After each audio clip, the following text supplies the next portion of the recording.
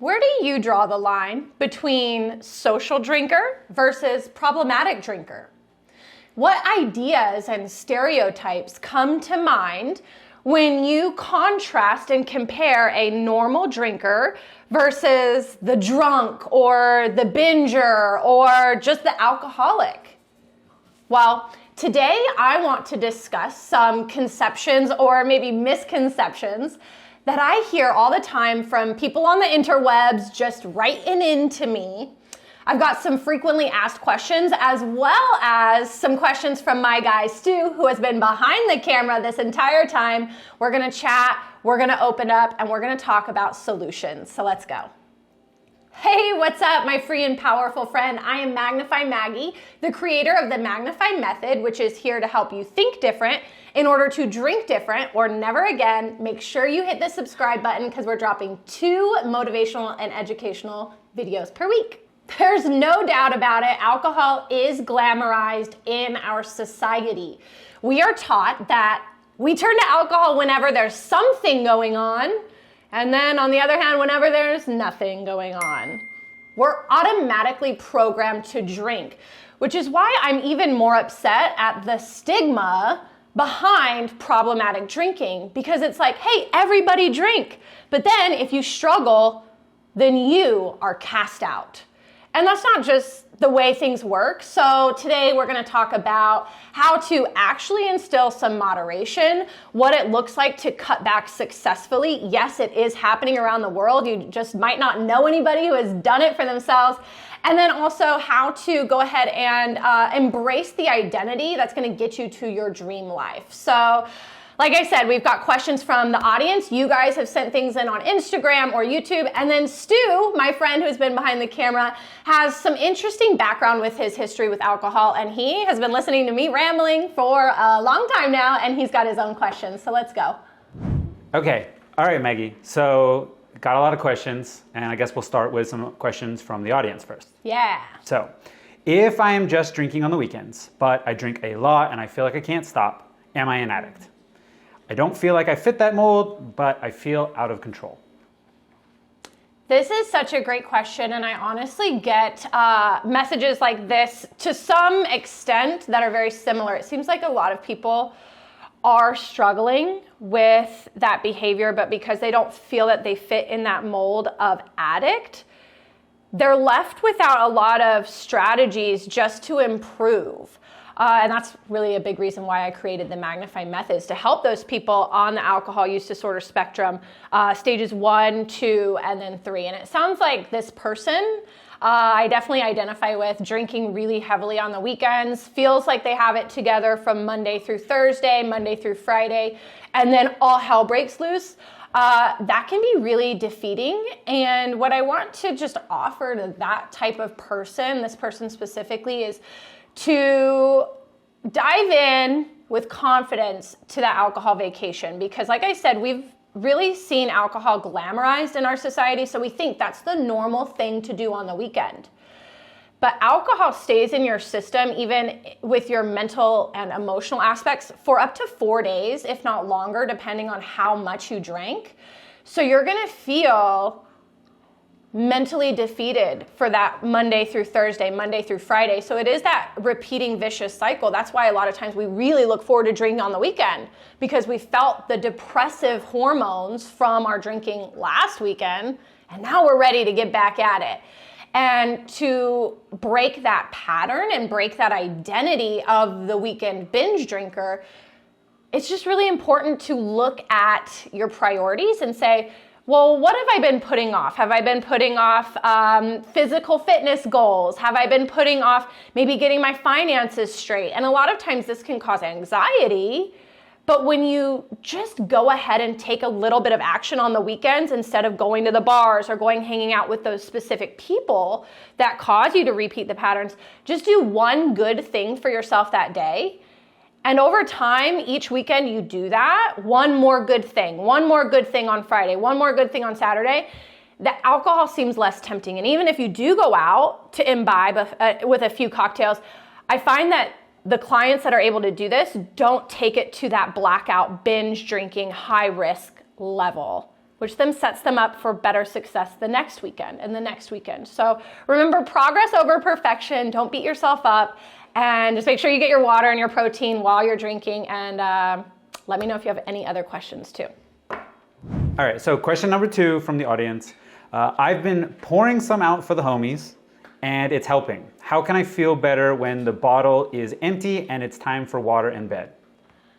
Awesome. So if you've been following along, you've seen the other YouTube lessons. I talk about the tactic to reduce harm and cut back by pouring a little out for the homies before you start drinking. So I never was able to moderate back in the day because I was leaving myself to make that decision at the end where I already had a buzz. Whereas in the beginning, before you start drinking, if you pour out just one serving, that means you're not going to have that opportunity to have that extra serving at the end. That can really help.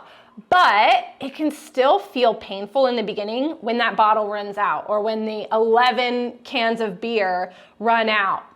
Whatever that looks like, it really is mindset. And it's funny because everywhere in this world, if you're talking about profession, if you're talking about health and fitness, nutrition, so many people whittle things down to mindset, and it's the same exact thing here. So when you are having drinks and you're trying to cut back, it's really important to remember that alcohol isn't the thing that's making you happy. Remember, you got to do different to be different. And if you continue drinking the same way, you're going to continue feeling the same way for life. So instead of looking at it as, dang, I have to cut myself off now, or dang, I don't have as much to drink today as I did yesterday, look at it as, I'm doing something different. I'm improving. Think about how good you're going to feel tomorrow without that extra shot or extra beer. Think about your confidence levels when you see that you actually have that control. And that mindset can make the cutoff point so much less painful.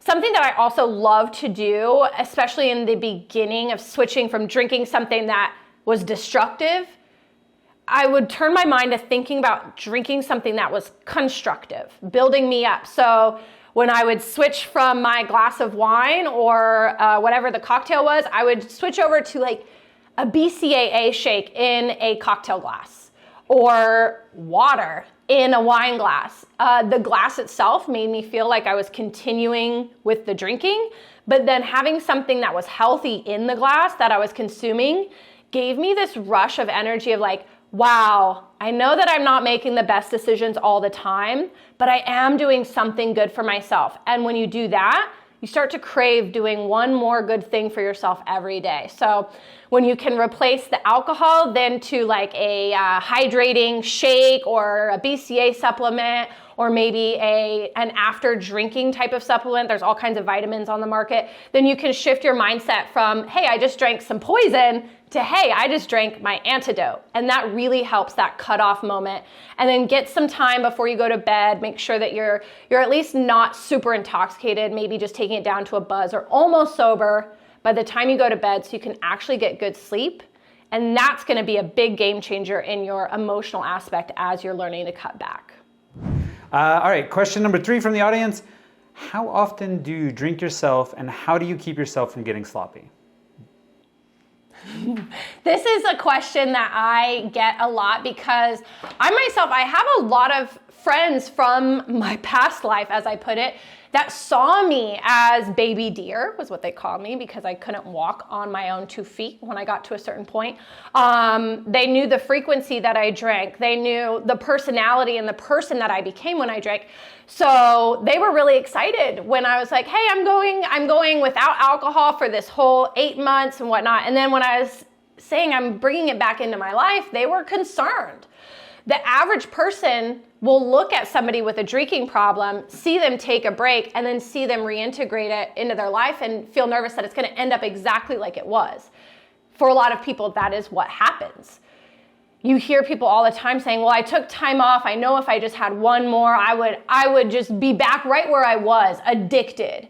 And in my mind, I really see the cause of that being that they just changed the frequency, an external factor, versus changing their perception of alcohol, an internal factor, their perception of themselves, their own self-image. This is so important. We're going to do another lesson soon on psychocybernetics, self-image. They didn't change any internal factors. They were just trying to force sobriety and then say, oh, I feel better now. Now I can drink. And it doesn't work that way. If you don't heal what's going on in the inner world, you're never going to change what's going on in your outer world. So I took that time off, and now when I imbibe, I don't want people to assume that it is like the old Maggie, because it absolutely is not. It's maybe once or twice a month, if that. And I want to kind of break this down for the average person. 4 drinks or less is considered below risk. 5 drinks or more is high risk. Every single time I used to drink, it was always at high risk. No question about it. Before I even got to the restaurant, I was already drinking at high risk because I pre-gamed with 5 shots beforehand. So the entire dynamic has shifted. Now, if I do have a drink, it's 1 or 2.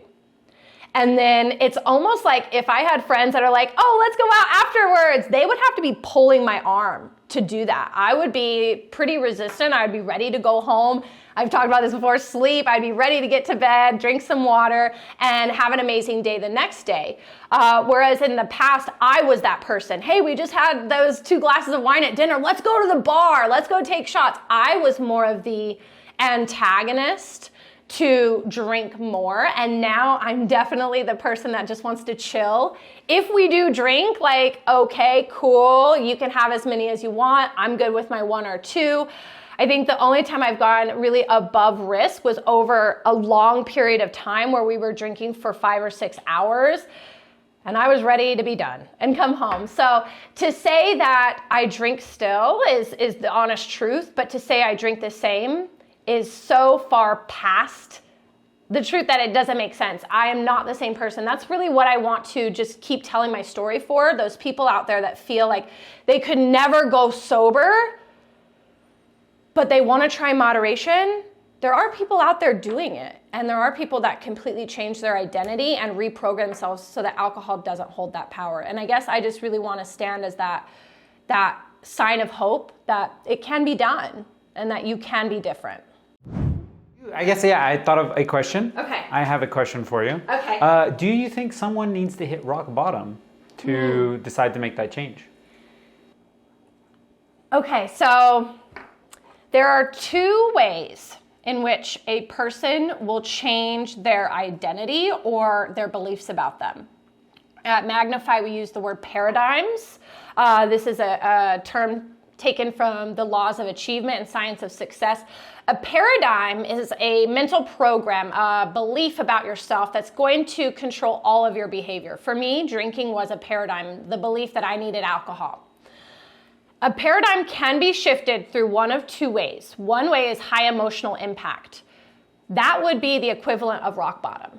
So for me, my rock bottom, I would say, was when my dad passed away.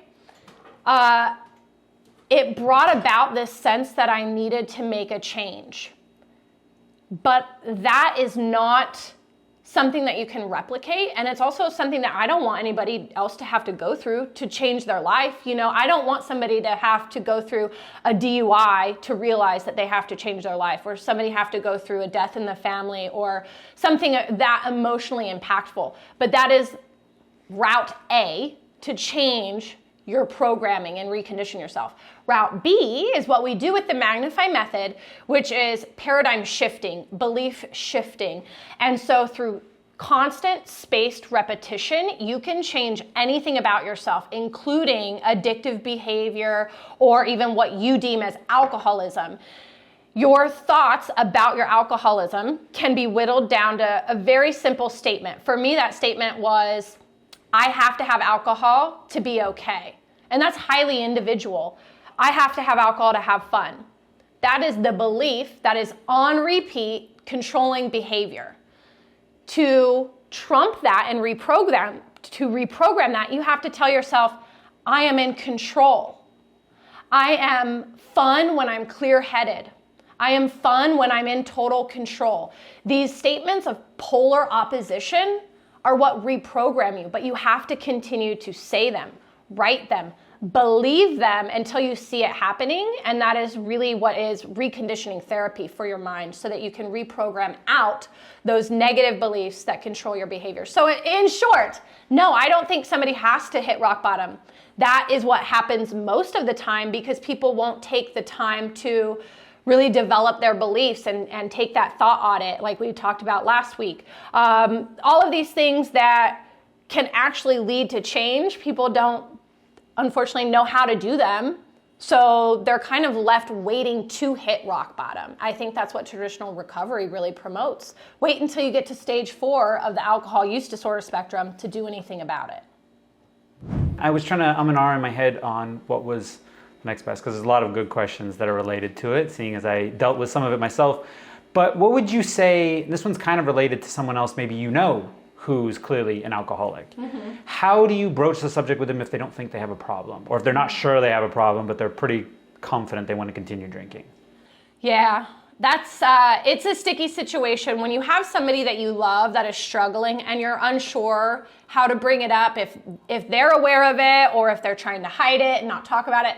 The first thing I want to say is that most people recognize it on an individual internal level, but it will cause them to go into an immediate defense mode when somebody else will bring it up to them. Because we want to believe that we're masters at hiding it, right? Nobody else knows that I have this issue.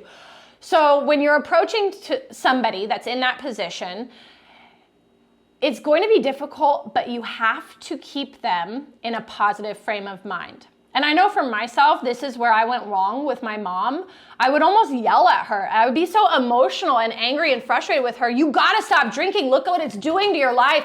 They already know that. What they need is somebody to come in and make them enthusiastic about life without alcohol.